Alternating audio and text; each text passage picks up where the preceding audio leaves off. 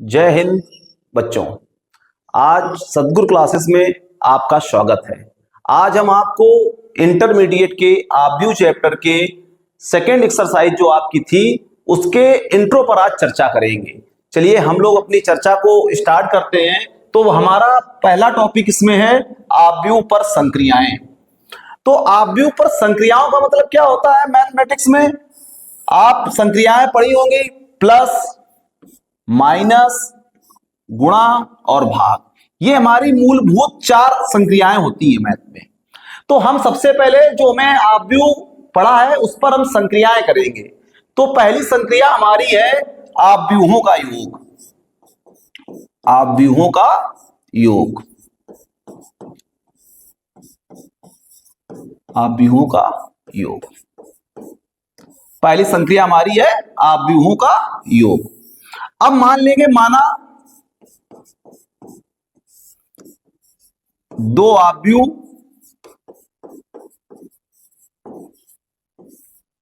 ए aij m cross n और b बराबर bij m cross n है। हमने माना हमारे पास कोई दो आव्यूह दिए गए हैं, a बराबर aij m क्रॉस n और b बराबर bij m क्रॉस n। अब इन दोनों आव्यूहों को हमें जोड़ना है। अब जब भी हमने जोड़ की संक्रिया छोटे क्लासों में पढ़ी थी, जैसे आपने किसी ने पूछ दिया कि भैया 2 + 3 + 5 इक्वल क्या आएगा, तो जब हम योग की संक्रिया करते हैं तो सबसे पहले क्या करते हैं, किन्हीं दो को जोड़ा जाता है और दो को जोड़ने पर जो हमें एक रिजल्ट मिलता है उसको हम तीसरे के साथ में जोड़ते हैं। जैसे अगर हम इसको जोड़ना चाहें तो 2 + 3 क्या आ जाएगा, 5, और फिर 5 के साथ में 5 जोड़ देंगे तो हमारा आंसर क्या आ जाएगा, 10 आ जाएगा। या हम 3 + 5 को जोड़ देंगे तो 2 + 5 3 8, हमारा ये आपका 10 आ जाएगा।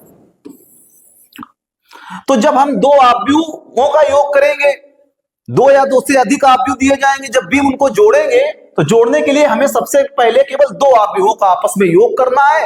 फिर उसका जो रिजल्ट आएगा, जो उसका परिणाम हमें प्राप्त होगा, उसको हम फिर तीसरे आव्यूह के साथ में या और अन्य के साथ में क्या करेंगे, हम प्रक्रिया को आगे बढ़ाएंगे।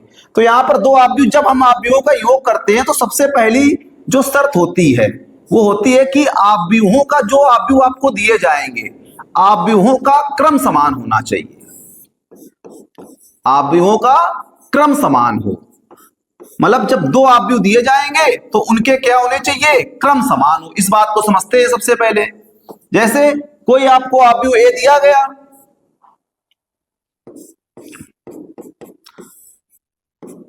दो 3 1 7, और कोई दूसरा आव्यूह दे दिया गया आपको 7 8 1 2, ये दे दिया गया। अब इन दो आव्यूहों को अगर हमें जोड़ना है, इनका योग करना है, तो इसका क्रम क्या है, हमने आपको पिछली कक्षाओं में बताया है। इसमें दो पंक्तियां हैं और दो स्तंभ हैं, तो इसका ऑर्डर है 2 × 2, या इसका क्रम क्या है 2 × 2 का, और इसका भी क्या है 2 × 2 का। तो सबसे पहले जब दो आव्यूह हमको दिए जाएंगे तो सबसे पहले हम ये देखेंगे कि उनका क्रम समान है कि नहीं क्रम समान है। क्रम समान है तब हम आगे की प्रक्रिया करेंगे। अब क्रम समान हो गया तो सेकेंड शर्त क्या लगेगी कि भैया उनके संगत अवयव, मतलब aij का योग bij के साथ में होगा। कहने का मतलब यहां पर इस आव्यूह को अगर हम a + b निकालें तो ये हमारा a11 है। a11 की जगह क्या दिया गया है, 2 दिया गया है। तो इस आव्यूह a का जो a11 है वो आव्यूह के a11 के साथ में जुड़ेगा। aij, तभी हमने लिखा है aij + bij होगा। तो 2 के साथ में क्या जुड़ेगा, प्लस के 7 हो जाएगा। इसका a11 इस दूसरे वाले आव्यूह जिसके साथ उसका हम योग कर रहे हैं उसके साथ में जुड़ेगा।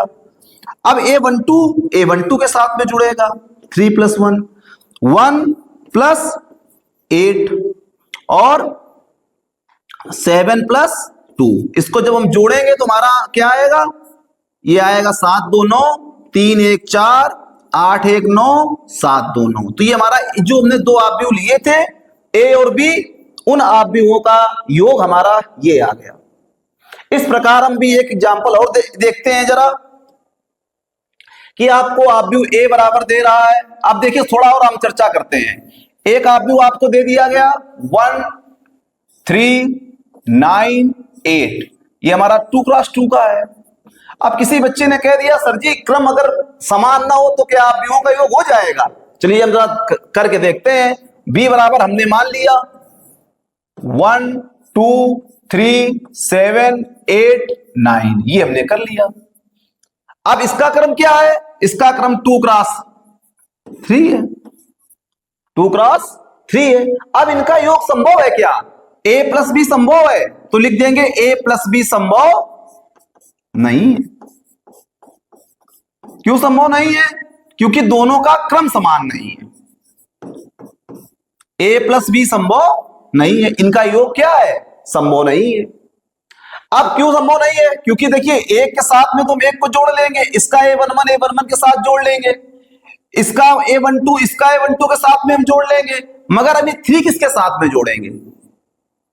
ये हम 9 किसके साथ में जोड़ेंगे? तो a प्लस बी संभव नहीं है। अब एक हम एग्जाम्पल करते हैं आव्यूह का योग का, और हम समझते हैं कि चीजें कैसे और काम करेंगी। तो यहां पर a बराबर हमने दे दिया 1 2 7 8 9 10, और b बराबर दे दिया 2 -3 5 1 0 2, ये दो आव्यूह हमने दे दिए। तो सबसे पहले जब हम आव्यूहों का योग अभी सीखें, क्या करेंगे? सबसे पहले इन आव्यूहों का योग पर सबसे पहले हम क्रम देखेंगे। तो क्रम इसका हमने देखा, तो इसका क्रम क्या है भैया? 2x3 है भाई, 2 पंक्तियां हैं 3 स्तंभ है, और इस आव्यूह का भी क्रम क्या है? 2x3 है। तो हमने अभी बताया है कि इनके जब क्रम समान होगा तो इनका योग क्या हो जाएगा? संभव हो जाएगा। तो किसी ने आपसे a प्लस बी पूछ दिया आपसे, तो a प्लस बी निकालने के लिए क्या करेंगे? हमने भी आपको बताया क्रम समान ही है, और क्रम समान होने के बाद जब इनको जोड़ेंगे तो a11 के साथ में जुड़ेगा, तो क्या आएगा? 1 प्लस 2,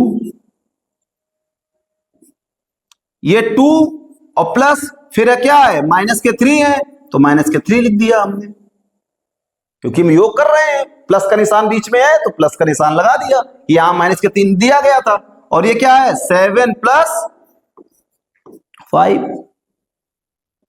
यहां हमारा क्या है? 8 प्लस 1 9 प्लस 0 और 10 प्लस 2। अब हम देखते हैं भाई, यहां पर 2 1 क्या हो गया भैया? 2 1 3, और यहां देखिए प्लस के 2 है और माइनस के 3 है, तो क्या बचेगा? माइनस का 1, और 7 5 क्या हो गए? हमारे 12 हो गए, और यहां पर हमारा 8 1 9, ये हमारा 9 और ये हमारा 12। तो ये हमारा आव्यूह का योग। हम आव्यूहों का योग इस प्रकार से करते हैं। अब हम अपनी चर्चा को थोड़ा आगे बढ़ाते हैं।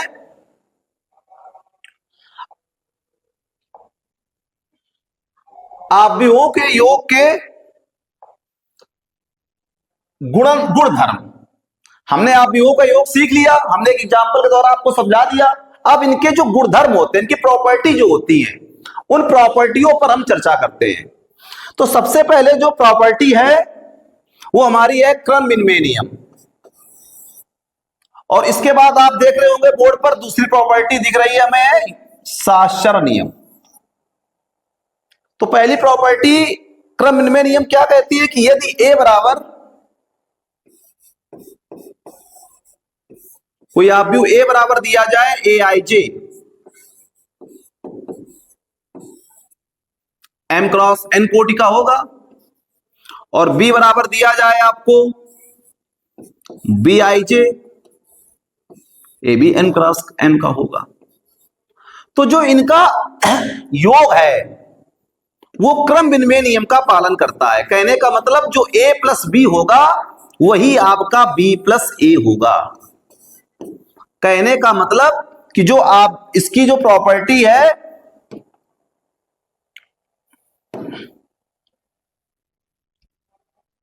a प्लस बी बराबर b प्लस ए, क्रम विनिमय नियम, क्रम का विनिमय हो जाता है।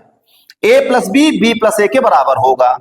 जैसे हमने आपको भी बताया है कि भैया ए आव्यूह जो आपको भी दिया गया था, कोई एग्जांपल और दूसरा ले लेते हैं, 1 2 3 4 और बी बराबर ले लेते हैं 1 0 0 2।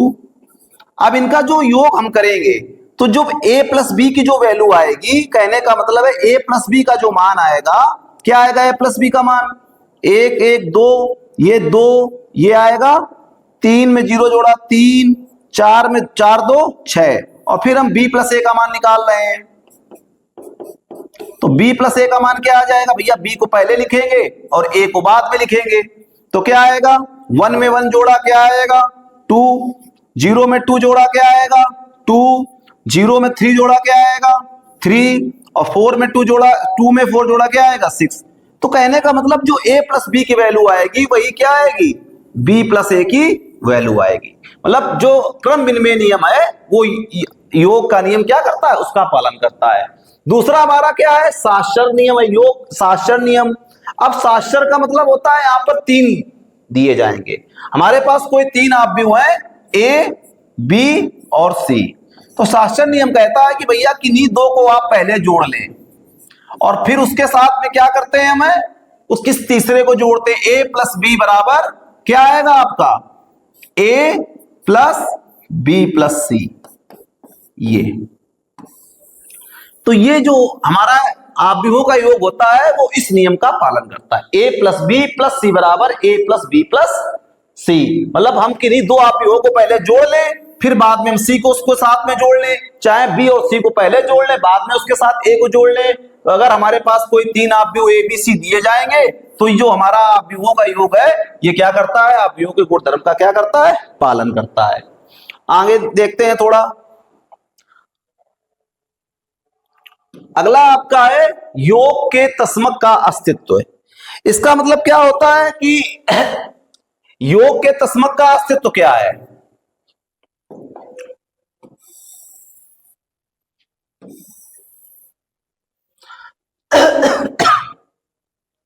कहता है भैया कोई आव्यूह आपको ए दिया जाएगा, ए आई जे,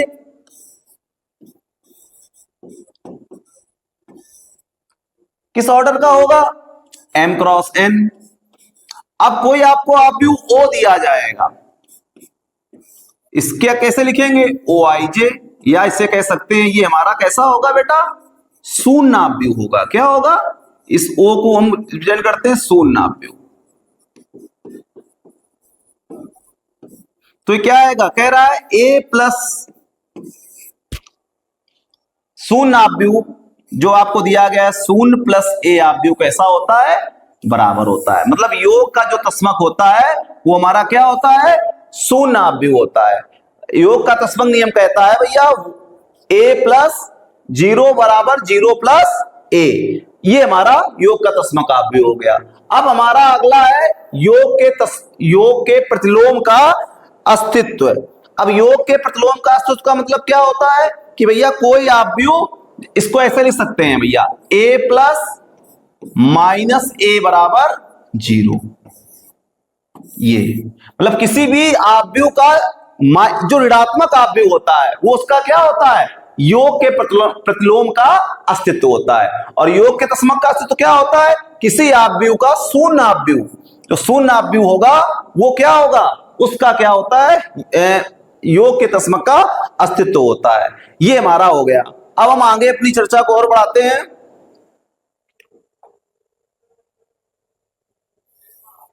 अगला टॉपिक हमारा है एक आव्यूह का एक अदिश से गुणन।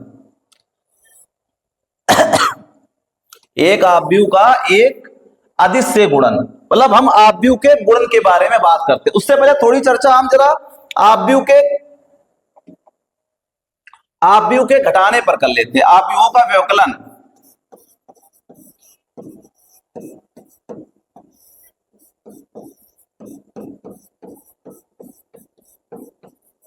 व्यवकलन मतलब होता है घटाना। अब जैसे कोई आपको आव्यूह ए दिया गया, ए बराबर दे दिया गया 2 माइनस 5 3 1, और बी बराबर आपको दे दिया उसने 1 7 2 8।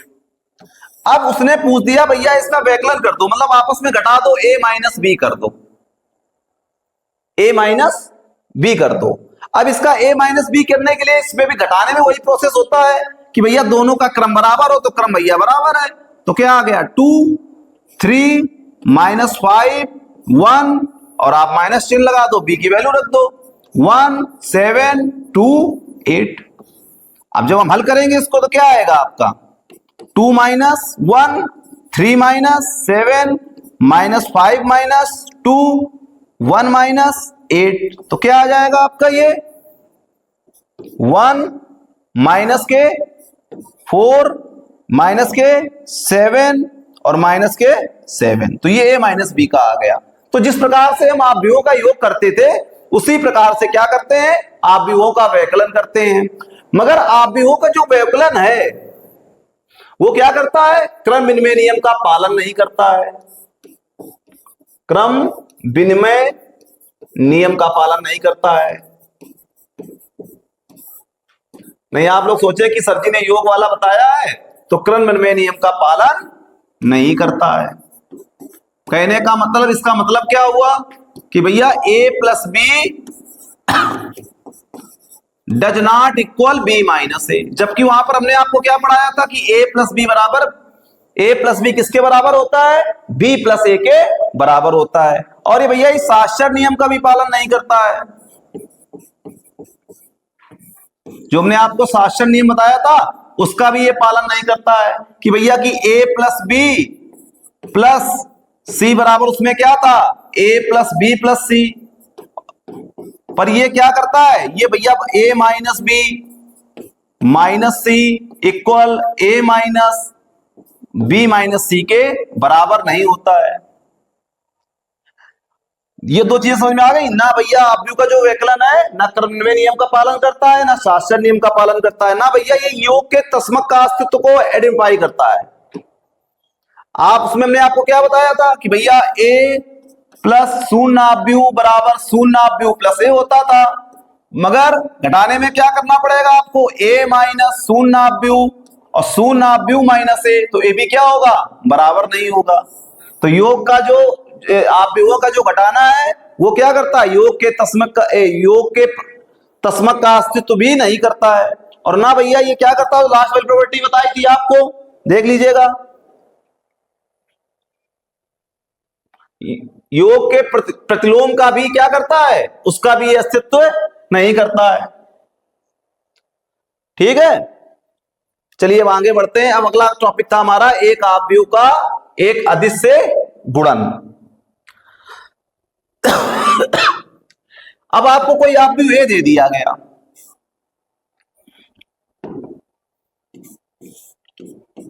अब अदिश गुणन से तात्पर्य क्या है हमारा, किसी नंबर से है। नंबर्स का मतलब नॉन कांस्टेंट जीरो से है, मतलब कोई आपको आव्यूह ए दे दिया गया 2 3 5 1 7 8, ये आपको दे दिया गया, और किसी ने आपसे 2a का मान पूछ दिया, तो 2a में 2 क्या है, एक अदिश है, और इस अदिश का किसी एक, तभी लिखा है टॉपिक में एक आव्यूह का एक अदिश से गुणन। अब इसका गुणा कराना है, तुमने इसको ऐसे लिख लिया 2 2 3 5 1 7 8, तो इसका मान क्या आ जाएगा, इसका मान आ जाएगा भैया 4। भाई प्रत्येक मेंबर में क्या होगा, इसका गुणा होगा, 2 दूनी 4 2 तिहाई 6 5 दूनी 10 2 एकम 2 7 दूनी 14 8 दूनी 16, ये हो गया। इसको मैथमेटिकल रूप में कैसे लिखेंगे, यदि कोई आपको a बराबर ए आई जे दिया जाए m क्रॉस n का, तो आपको के ए का मान पूछा जाए तो क्या लिख दोगे, के ए आई जे m क्रॉस n, और ये के क्या है, नॉन कांस्टेंट जीरो है, जीरो छोड़कर कुछ भी हो, कोई भी नंबर हो सकता है, कोई भी संख्या हो सकता है, कोई चर हो सकता है, आपसे के ये क्या है, नॉन कांस्टेंट, जीरो को छोड़कर कुछ भी हो सकता है। तो ये हो गया एक आव्यूह का एक अदिश गुणन। अब आपसे इसमें कोई 5a की वैल्यू पूछ दे मान लो, तो क्या लिखोगे, 5 और a का मान क्या था आपका 2 3 5 1 7 8, यह आ जाएगा 10 15, 15, 25, 5, 35 और 40, ये आपका आ गया। चलिए अब हम अपनी चर्चा को आगे बढ़ाते हैं।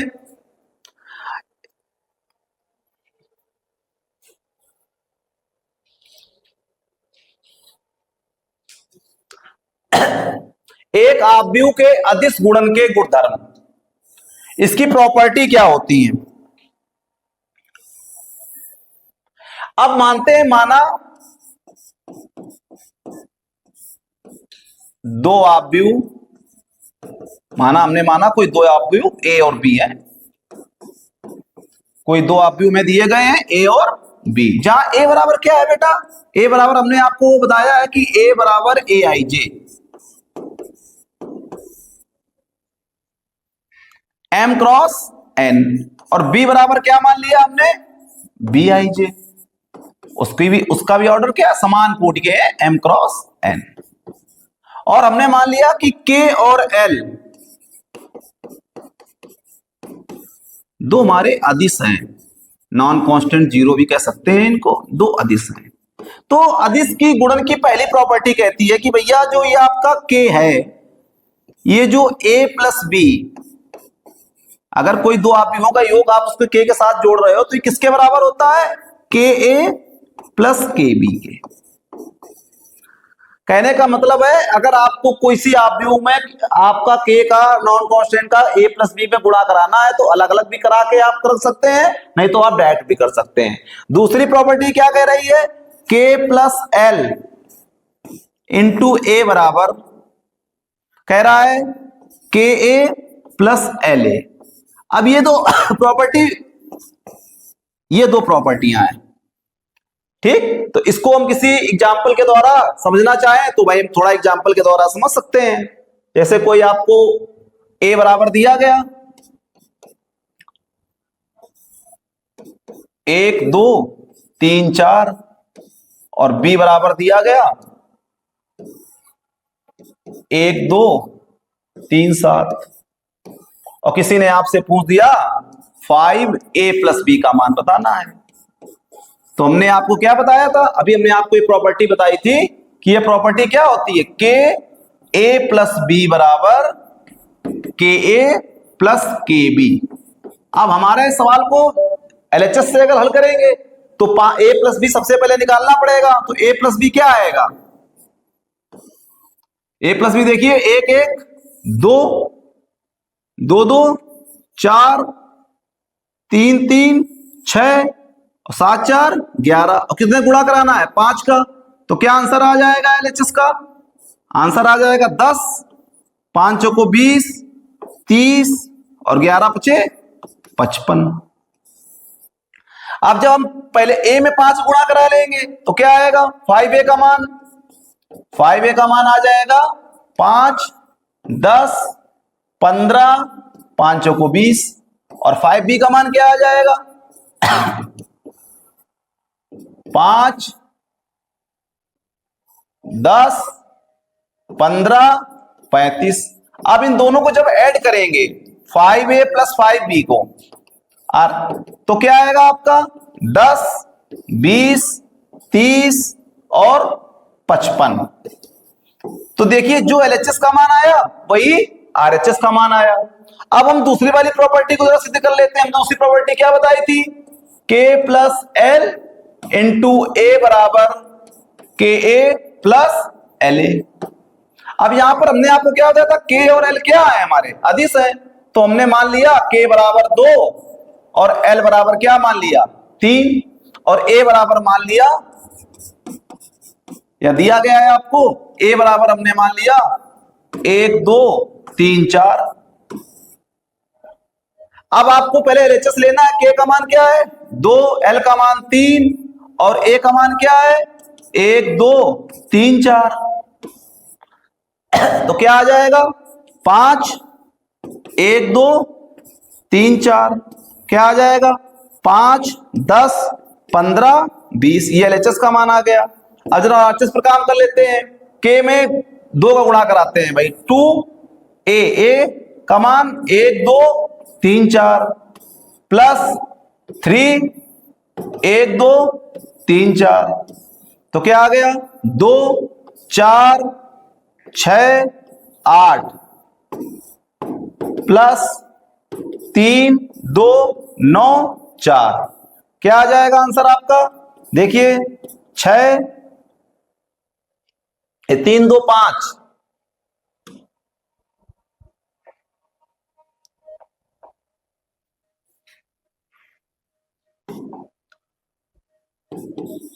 5 और ये देखिए माने यहां पर 6 आएगा।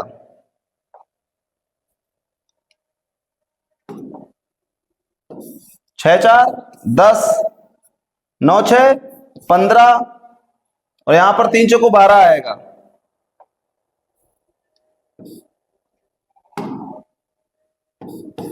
तो ये आएगा 20। देखिए एलएचएस और आरएचएस क्या हो गए? आपके बराबर हो गए। अब हम आगे अपनी चर्चा को बढ़ाते हैं और हमारा जो इस एक्सरसाइज का जो सबसे मोस्ट इंपॉर्टेंट टॉपिक है वो है आव्यूहों का गुणन। आव्यूहों का गुणन। अगर आपको आव्यूहों का गुणन नहीं आता है तो आपका आगे सारणिक में आप चलेंगे तो एक आपको आव्यूह विधि मिलेगी। मतलब बहुत इंपॉर्टेंट टॉपिक है, मतलब हर बच्चे को आव्यूहों का गुणन आना चाहिए। तो आव्यूहों के गुणन के लिए क्या है कि अब आपको मान लीजिए वही गुणन वाली जो प्रॉपर्टी हमने आपको योग में बताई थी, आपसे गुणन में कोई दे दिया गया 2 इंटू 3 इंटू 4, तो इसका गुणन कैसे करेंगे हम? गुणन तो उसी तरह से करेंगे कि पहले किन्हीं दो का गुणन करेंगे और फिर जो उसका रिजल्ट हमें मिलेगा, जैसे 3 दूनी 6 और फिर 6 का गुणा 4 से कराएंगे, आएगा आपका 24। उसी प्रकार से आव्यूह में हम दो आव्यूहों का गुणन करेंगे। तो ए बराबर कोई आपको आव्यूह दिया गया ए आई जे एम क्रॉस एन और बी बराबर आपको एक आव्यूह मान लीजिए कोई दिया गया बी आई जे, और इसमें ऑर्डर का समान होना आवश्यक नहीं। जिस प्रकार योग में ऑर्डर का आवश्यक होता था, यहां ऑर्डर सेम हो या ना हो, P क्रॉस Q।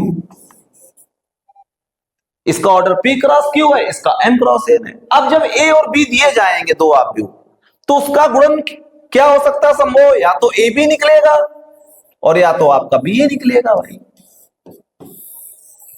अब AB में जब हम AB निकालेंगे तो हमारा A आव्यूह पहले है और जब B निकालेंगे तो हमारा B आव्यूह दूसरा आव्यूह है, और जब BA निकालेंगे तो उसमें क्या है? B हमारा पहला आव्यूह है और A हमारा क्या है? दूसरा आव्यूह है। तो अगर AB निकालेंगे, AB के लिए, क्योंकि जब दो आव्यूह आपको दिए जाएंगे गुणन के लिए तो हम या तो AB निकाल सकते हैं या तो BA निकाल सकते हैं। तो AB के लिए इसकी जो गुणन इनका गुणन तभी संभव होगा जब A में A आव्यूह में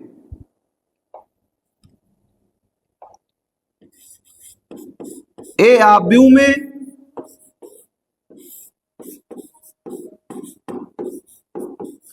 स्तंभों की संख्या बराबर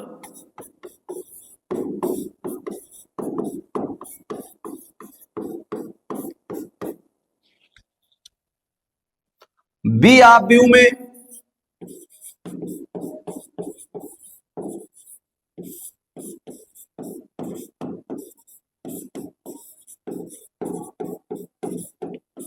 B आव्यूह में पंक्तियों की संख्या। कहने का मतलब जब हमें कोई दो आव्यूह A और B दिए जाएंगे तो हम AB निकालेंगे, तो AB में A आव्यूह है तो A आव्यूह में स्तंभों की संख्या मतलब M, स्तंभ इसमें क्या है हमारे M, M बराबर क्या होना चाहिए? P। M बराबर क्या होना चाहिए? P। और आप B आव्यूह में पंक्तियों की संख्या, पंक्ति इसमें क्या है बेटा? P है और इसमें स्तंभ क्या है? N। N बराबर क्या होना चाहिए? P होना चाहिए।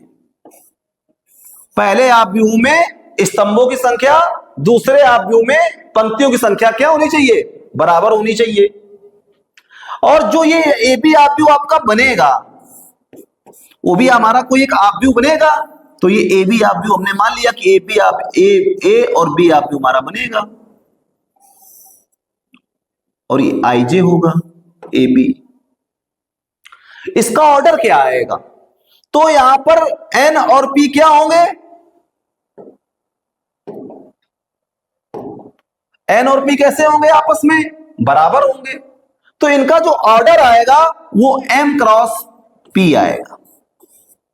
मतलब ए बी आपव्यू जो ए और बी का गुणन कराएंगे तो जो एक आपव्यू बनेगा उसका ऑर्डर क्या बनेगा, m क्रॉस p। मतलब इसके जो प्रथम आपव्यू होगा उसकी पंक्ति इंटू जो दूसरा आपव्यू दिया जाएगा उसका स्तंभों की संख्या, उस ऑर्डर का हमारा ये आपव्यू बनेगा। अब हम एक उदाहरण के द्वारा इसको समझते हैं। एक आपव्यू का गुणन, हमें कोई आपव्यू ए बराबर दिया गया,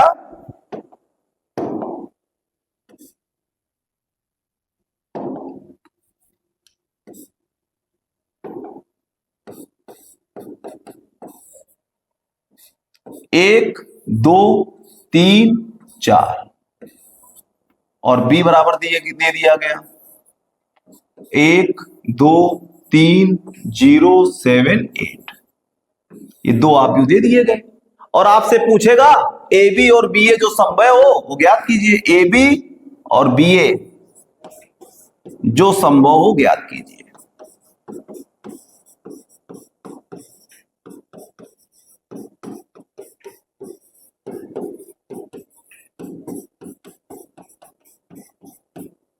अब आपव्यू आपका ए क्या है,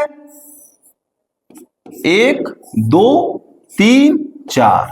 जब हम ए बी निकालेंगे, ए बी के लिए ए को पहले लिखेंगे और बी को बाद में, और बी क्या है आपका 1 2 3 0 7 8। अब इन सबका ऑर्डर लिख लेंगे। इसका ऑर्डर क्या है 2 क्रॉस 2 है, इसका ऑर्डर क्या है 2 क्रॉस 3 है। तो हमने भी आपको बताया था कि पहले आपव्यू में पंक्तियों की संख्या, स्तंभों की संख्या, तो इसके देखिए स्तंभ कितने इसमें है 2 है, और इसमें पंक्तियों की संख्या कितनी है 2 है। तो इनका क्या है, इन आपव्यूओं का गुणनफल क्या है संभव है। पहला काम तो ये हो गया कि इनका गुणनफल संभव, ए भी संभव है। अब जरा बीए पर चर्चा कर लेते हैं।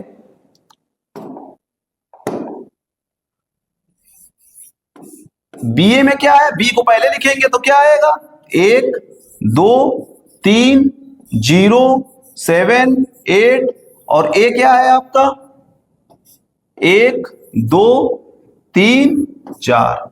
इसका ऑर्डर क्या है भैया 2 क्रॉस 3, और इसका ऑर्डर क्या है 2 क्रॉस 2।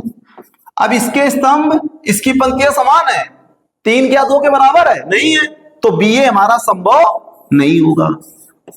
बीए का, बी और ए का गुणनफल ही संभव नहीं होगा, बीए संभव नहीं है। क्यों संभव नहीं है, क्योंकि उसके स्तंभ उसकी पंक्तियों के समान नहीं है। इस पहले वाले का स्तंभ दूसरे वाले आपव्यूओं की पंक्तियों के समान नहीं है, इसलिए इसमें बीए संभव नहीं है। अब इसका हम गुणनफल ज्ञात करते हैं ए बी का। अब देखिए बड़ा ध्यान से कि गुणन हम करते कैसे हैं। अब यहां पर क्या आता था, अब जब हमने आपको आपव्यू की रचना करना बताया था, यहां किसका मान आता था A11 का मान आता था। किसका आता था A11 का। अब A11 का मतलब यहां पर दो आपव्यू दिए गए, तो ये किसको रिप्रेजेंट करती थी, पहला वाला अंक पंक्ति को, और दूसरा वाला स्तंभ को। तो इसके हम इस पहले वाले की पहली क्या ले लेते हैं पंक्ति, और दूसरे वाले क्या ले लेते हैं पहला स्तंभ। अब देखिए इसमें भी 2 मेंबर है, इसमें भी 2 मेंबर है, पहले मेंबर का पहले मेंबर से गुणा हो जाएगा, तो 1 गुणा 1 क्या हो गया 1, प्लस का चिन्ह लगाएंगे बीच में, और 2 गुणा 0 क्या आएगा 0। तो पहली पंक्ति पहला स्तंभ। यहां किसका मान आता था, यहां पर A12 का मान आता था। पहली पंक्ति हमारे पास है, देखो दूसरे वाले में दूसरा स्तंभ है कि नहीं है, तो भैया दूसरा स्तंभ ये है, तो क्या आएगा इसमें भी देखो 2 मेंबर है, तो 2 एकम 2, प्लस 7 दूनी 14। फिर यहां किसका मान आता था A13 का आता था। पहली पंक्ति है, तीसरा स्तंभ है 3 एकम 3, और प्लस 8 दूनी 16, ये आ गया आपका। अब हमारे पास देखिए पहली पंक्ति तो है, मगर इस आपव्यू जो सेकंड आपव्यू है उसमें हमारे पास चौथा स्तंभ नहीं है, तो हमारा यहां तक का काम क्या होगा पूरा हो गया। अब हम आते हैं फिर दूसरी पंक्ति पर, क्योंकि यहां आता है मान A21, तो पहले वाले आव्यूह की दूसरी पंक्ति लेंगे, दूसरे वाले आव्यूह का पहला स्तंभ लेंगे। तो क्या आएगा, इसमें भी देखिए 2 मेंबर हैं, इसमें भी 2 मेंबर हैं, तो 3 एकम 3 और प्लस 4 गुणा 0 0। फिर दूसरी पंक्ति, यहां क्या आता है मान, दूसरी पंक्ति दूसरा स्तंभ, तो क्या आ जाएगा 3 दूनी 6 और 7 चौको 28। अब यहां क्या आता है, दूसरी पंक्ति तीसरा स्तंभ, दूसरी पंक्ति हमारी क्या है ये, और तीसरा स्तंभ में ये है, तो 3 त्रिका 9 और 4 तिहाई 12। अब इसको जोड़ के लिख देंगे हम, क्या आ जाएगा ए बी का मान, ए बी का मान आपके सामने आ जाएगा 1 और 2 प्लस 14 16, 16 3 19, 3 0 3, ये कितना आएगा 8 6 14 खांसी ले 34 और ये 12 9 21। अब इसका देखिए जो हमने पिछले आपको बताया था आगे, अब ये कितना आएगा, ये हमारा आ गया। यहां पर थोड़ी सी देखिए मिस्टेक हो गई है, ये 8 चौको क्या हो जाएगा 32, तो यहां पर आएगा 12 नहीं आएगा, क्या आएगा यहां पर आएगा 9 प्लस 32, तो 32 9 कितने हो गए, यहां पर आएगा आपका 41।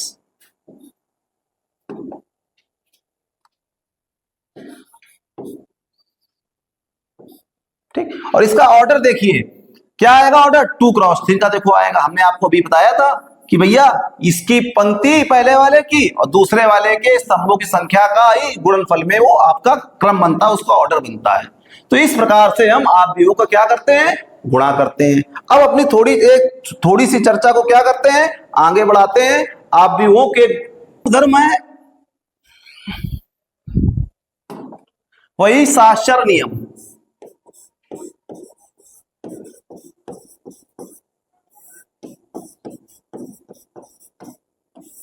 क्या साक्षर नियम कहता है कि भैया A इंटू B, पहले मान लेते हैं माना 3 आव्यूह A B C हैं,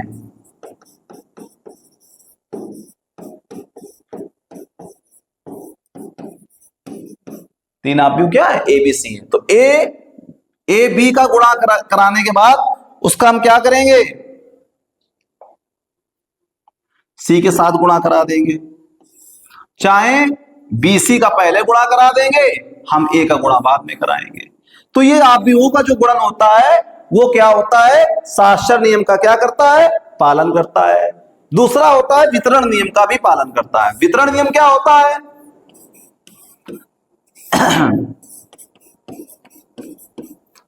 वितरण नियम जैसे आपको यहां पर आपको एक आव्यूह ए बी दिया गया, ए और यहां पर दे दिया गया बी प्लस सी, 3 आव्यूह है ए बी प्लस सी, तो ये आपका क्या आ जाएगा, ए बी ये डिस्ट्रीब्यूट हो जाएगा एक ए बी के साथ में प्लस ए सी, तो ये हमारा होता है वितरण नियम। तो ये आपकी आव्यूह के क्या हो गए, आव्यूहों के